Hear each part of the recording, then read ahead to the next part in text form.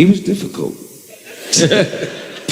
And he is, I believe, is a brat. Donald Trump is elected president of the United States. In a kind of historical way, it's exciting because we will see the actual last president of the United States. It just won't work after that. Johnny Depp on stage at a music festival in the UK when, apparently speaking in jest, he referred to assassinating President Trump. When Depp brings up President Trump's name,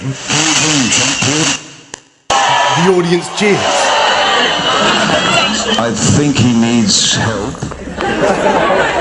We're about to embark on a journey down memory lane, or perhaps I should say Insult Avenue, where two legendary figures from Hollywood, Morgan Freeman and Johnny Depp, join forces to deliver some very pointed jabs. What about the target? That would be Melania Trump. Let's face it though, disparaging Melania is really a cunning tactic used to disparage Trump. Like using a sledgehammer to swat a fly, it's needless yet incredibly fulfilling. First, visualize this. At some upscale event, Johnny Depp, who is well known for his quirky charm and pirate swagger, takes the stage. Great to see you. You were here a year ago and you were doing a Trump impression. You did the thing for Funny or Die. You do a great Trump, a really great Trump. Thank you. Yes. I don't know. That might not be good. It might not be a good compliment, I don't know. But you are very talented. But nobody could be more presidential. It's fabulous.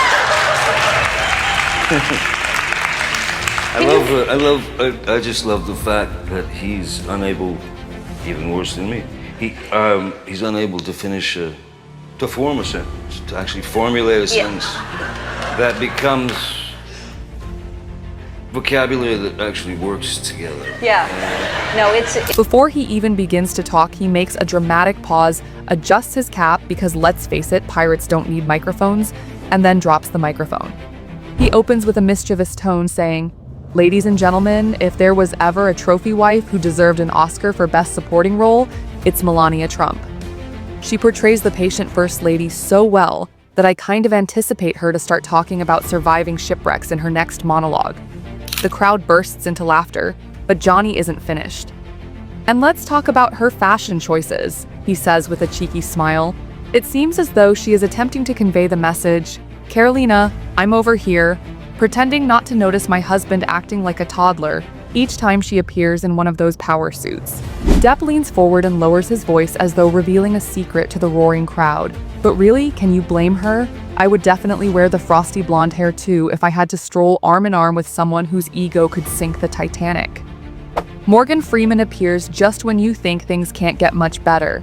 Anything can sound significant when spoken by the man with the soulful, deep voice. The room goes quiet as he steps onto the stage. Everyone knows what's going to happen next is pure gold, so it's not out of fear. Trolling the Republican Party. Stated, and what's this guy's name?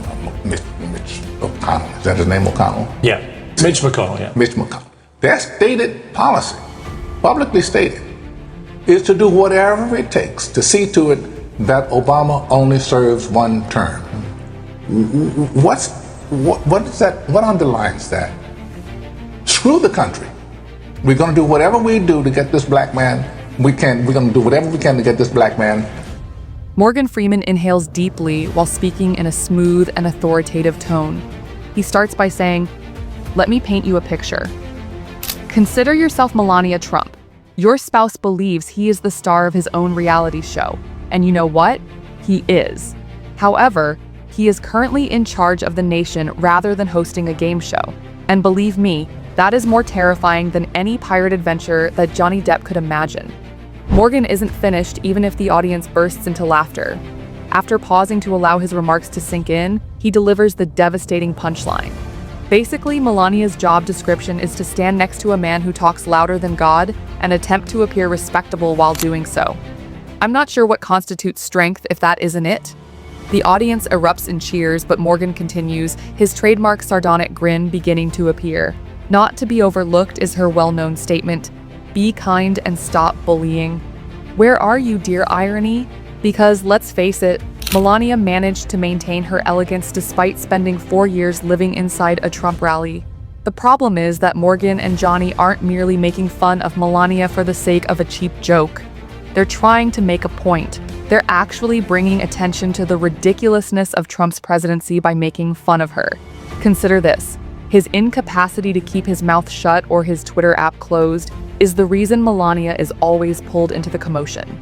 She holds together a house full of shattered furniture, much like the human equivalent of duct tape. With that, Johnny smirks and tips his hat as Morgan leans back, his work done. He was difficult. I approached Donald Trump as and it's not just about being a rich kid or anything like that. I approached Donald Trump as what you kind of see in him when you really watch him. There's a pretense, there's something created about him. And he is, I believe, is a brat.